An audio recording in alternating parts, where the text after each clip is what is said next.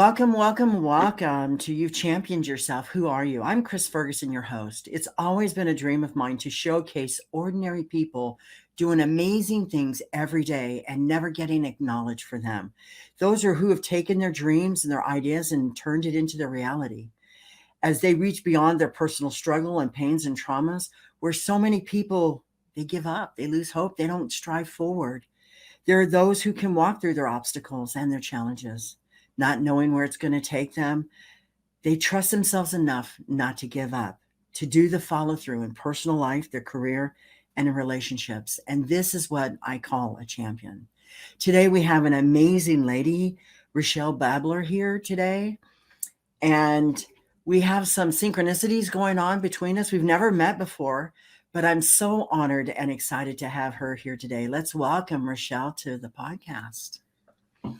Good morning. Hello. How are Hi. you? I'm great. I'm so excited. I'm so excited. And me too. In talking with you, can we talk about how you championed yourself? Yeah.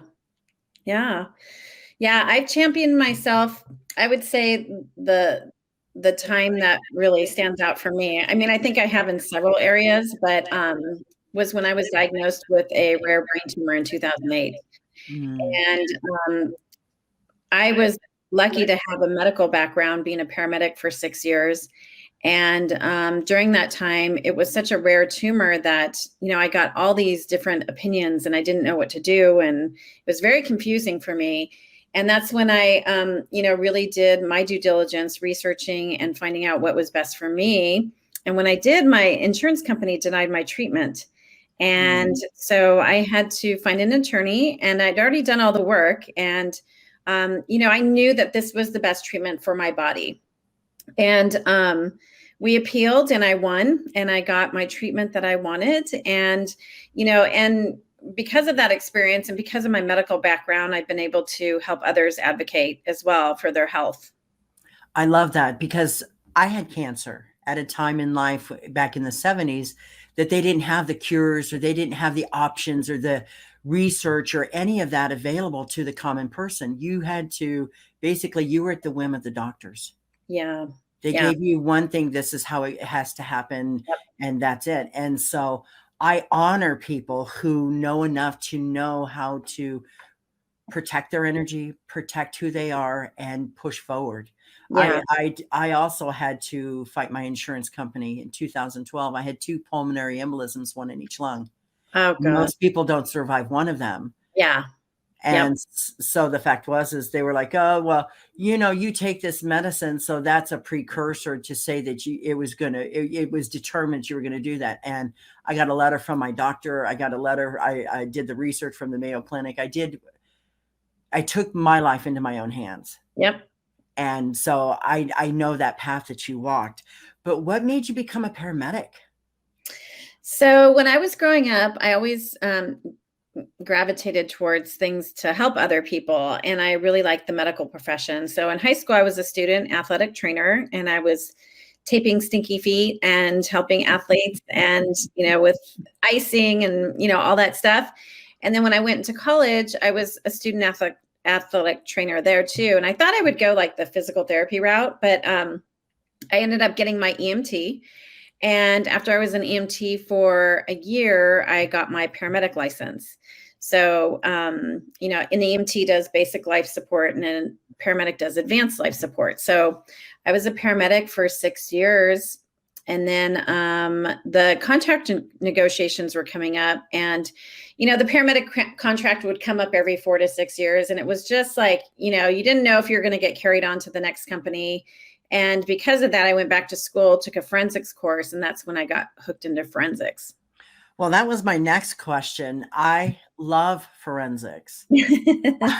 I love forensics.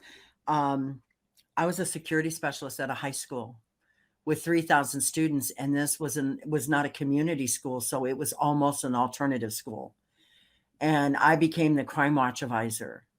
And instead of trying to get these kids who hate cops into law enforcement, It was more, no, let's teach you what all the other avenues that you can be. And one of Yeah. them was forensics. So I would set up crime scenes in the library Oh, and nice. teach them how to go through it to collect the evidence and not contaminate it. So they loved it. I took them to the courts, saw how bailiffs and court reporters and judges and Yeah. lawyers, and these are all necessary things in life. So it was amazing. So I love forensics. Yeah. Yeah. It was great. And I got my instructor for that course was in charge of a crime lab here in San Diego. And so he hired me part-time. So I was working part-time as a paramedic, part-time in the crime lab. And then they eventually hired me full-time. And then that's when I transitioned.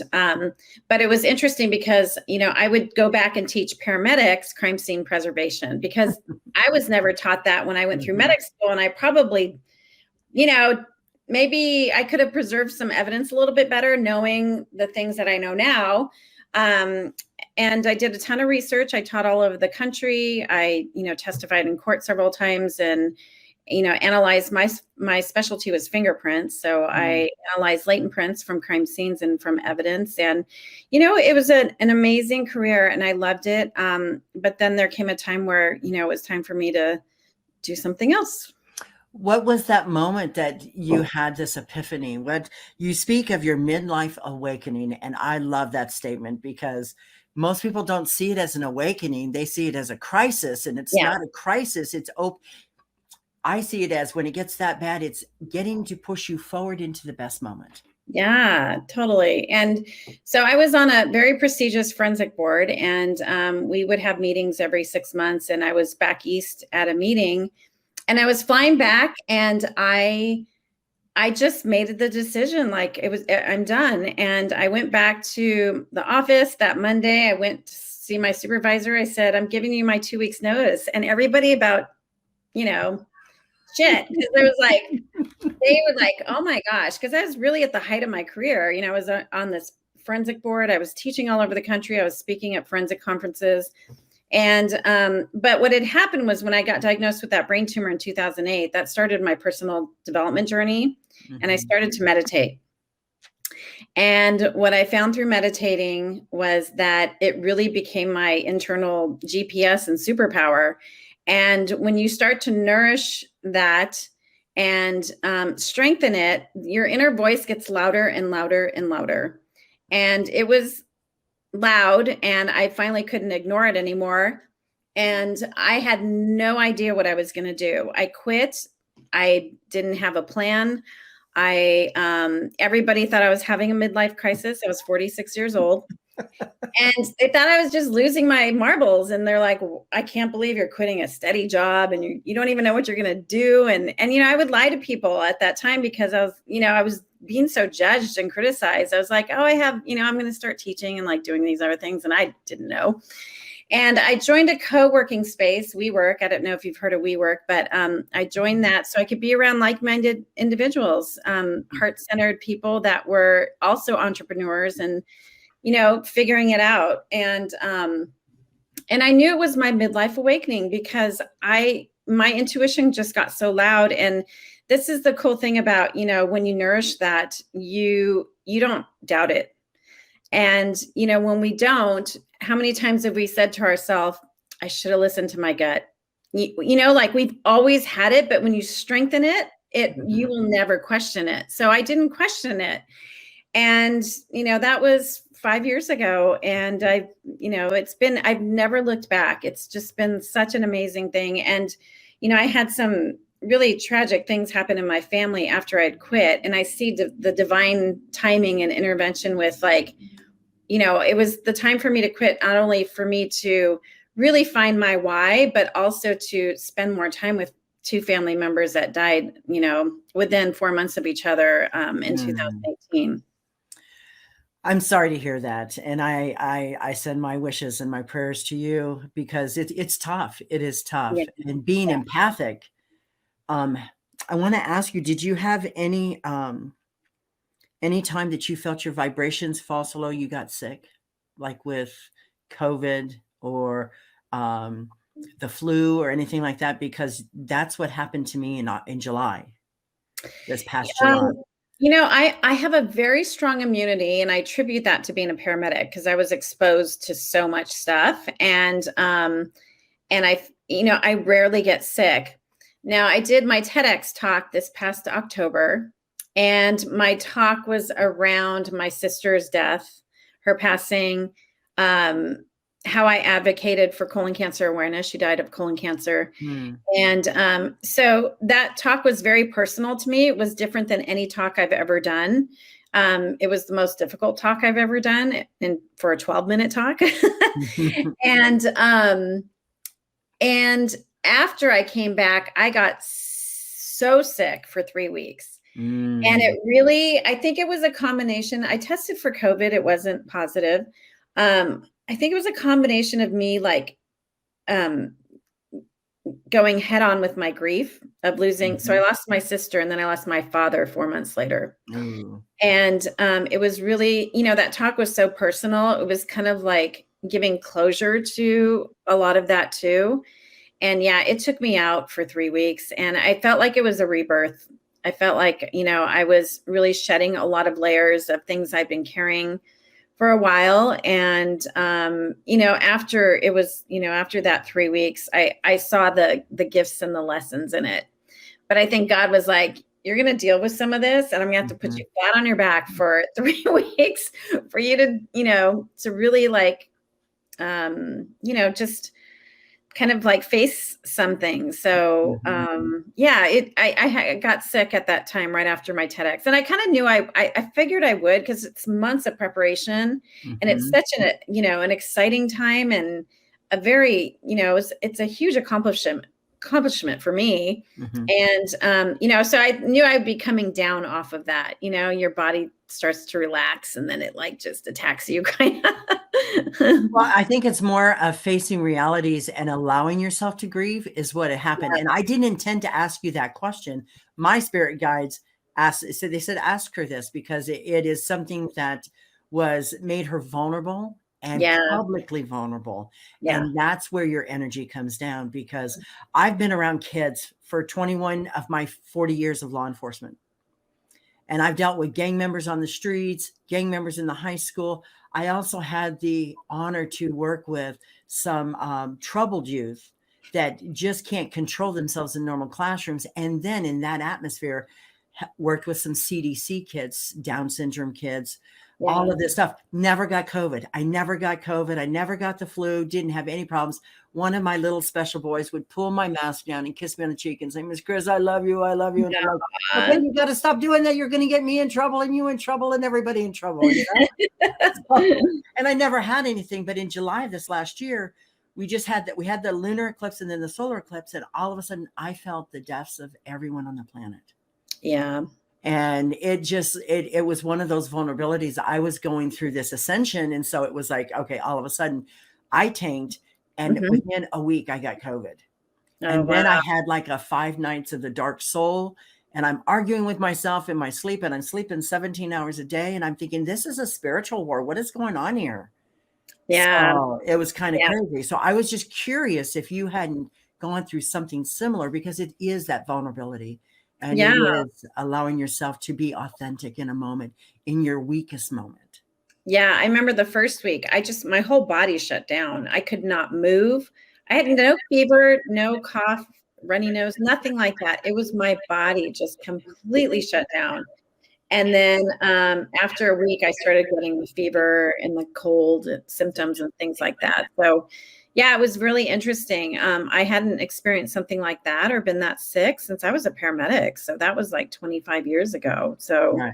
And yeah. it's kind of odd the way things are happening. However, let's talk about you being an author, a best-selling author. Yeah. So I'm a co author for the Blue Talks book series, and I'm in volume 4. And Blue stands for Business Life Universe. And Corey Poirier has been a friend of mine, and he's launched the Blue brand. And so I'm actually doing a Blue Talk in June in New York, which is going to be awesome too. But that was where, Corey wrote a book on finding your why. Mhm. And that was one thing that, when when I quit my job in forensics, it was like, I'm here to discover like what that is, like, what is that for me? And so my chapter in the book was really writing how my why came to fruition, especially after my sister's passing. So it was nice to share that piece because, it's a chapter, but it's like a short story of, Mhm. like really deep stuff for me. And it was a great experience. I loved it. And there's so many great authors in those books. I'm one of them. Yeah, I know. But I Awesome. don't know if you know, but Thinkers, Thinkers, 360.com picked volume 4 It as did. one of the most influential books for Yeah. entrepreneurs, CEOs, and professionals to read in the top 50 for 2021, which I Yeah, just thought that was amazing. I thought that was amazing too. I was like, wow, that is so cool. Yeah. So we did not know before this No. conversation, we had these synchronicities. So that's why when I started this out, I said, we have a lot of synchronicities. We had no idea. Yeah.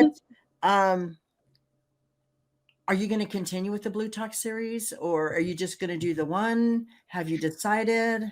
I did the one. I don't know if I'll do another one. I'm actually in the midst of writing my own book. So I'm working on that. And then I'll do the Blue Talks in New York in June, which I'm excited for. And yeah, so my focus, I think, is going to be on my book. And I kind of feel like I have a couple of books that are going to come like a series. I like that idea. I like that idea because I had written down, let's talk about the book, but you brought it up beforehand. And then all of a sudden saying, no, there's something else she has to talk about books. So I'm Yeah. doing this empathically with you right now. So as I we're love going it. through, and what are 3 tips that you currently provide your clients, how they could be a better them or a better day? I really help clients amplify their voice and brand and message. So I help clients actually get on podcasts. I do podcast outreach, and then I help them get clear for their idea for the TEDx stage. And my new program is really sharing their story through music. So as you can see, like, I'm a musician and I love music. And, your voice is your most powerful tool that you have, I think. And it's really having people step out of their comfort zone a little bit and share their gifts, because the more we share our gifts, the more we can help the collective and humanity. And right now, during very divisive times and times when we could use it, like, it's awesome for me to support clients to really share their voice and help them to build that social proof, and to just let their light shine on whatever platform they decide to do it on. I love that you're of service to others. I love that because it is about giving back to humanity. And you've been like me, of service in many different areas, but it's all been from the heart center. Yeah. And Yeah. so it's just extraordinary that you are still continuing on being of service, even though you're not doing those physical things that you used to do. You're doing more of the spiritual things. And that's what I truly, truly love, because it was a dual life for me. Yeah. Yeah. Being that spiritual person and then being in law enforcement, it's like just the Yeah. facts, nothing but the facts. And then here I'm saying, okay, and then when I had to testify in court, oh, so why did you ask some question? My gut just told me to ask them. Yeah. Yeah. So it was kind of crazy. Yeah. Mm-hmm. So I mean, it is a gift though, right? Like, I mean, I'm sure it helped so many times with just having that intuition and that, where you can channel certain things and you have a gift. It's like being a walking lie detector. It's great, but at the same time, it's not so good for them. Yeah. Yeah. And being a criminal profiler and understanding criminal behaviors, that's a whole nother level to it. So yeah, the kids that I worked with, they couldn't get along. Some even self-diagnosed themselves as sociopaths or psychopaths. So they would be talking, and I'd empathically feel what they were doing, and I would just say, "Oh, you're really not thinking about doing something like that, are you?" Oh, how did you know? How did you know? You know, and it's like, well, let me just tell you the consequences of that. Yeah. But Yeah. two, let's look at your mindset. Let's look about the way you're thinking. That has a lot to do with the path that you're talking about. Yeah. Yeah, so I mean, I love helping people use their voice.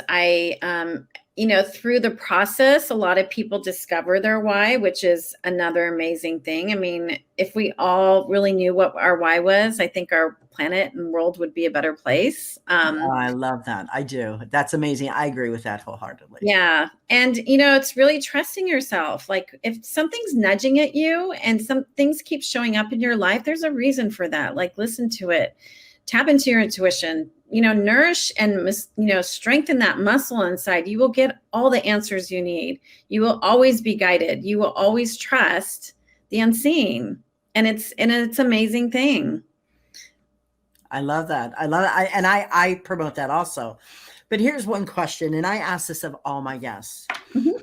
Let's take a minute and just take a deep breath in and hold it. And let's connect with our 5-year-old child, inner child. What would she say to you today about where you're at and how far you've come? She would say that, like I've always had it in me. I just didn't feel worthy of having it. And that's probably been one of my biggest, not lessons, I would say, undoing like my limiting beliefs and things that I felt about myself. But she would say that you're worthy of having love, you're worthy of having wealth, you're worthy of being abundant in all kinds of ways. I love Anyway, that. She's also very proud of you because at one point you wanted to give up and you didn't. yeah, I mean, I wanted You to didn't give up want to give up. everything. It was hard. You didn't know where you were going. I'm feeling this about you.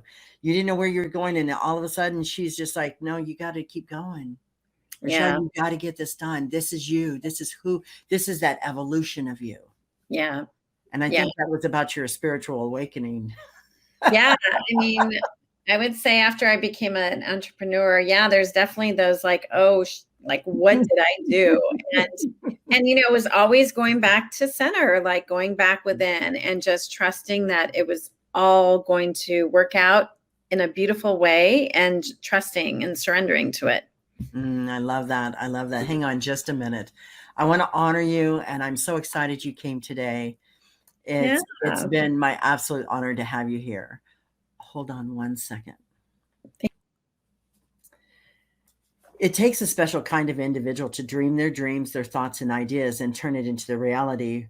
Rachele has stepped past her fears, stayed the course, and had the courage to do the follow through to the end.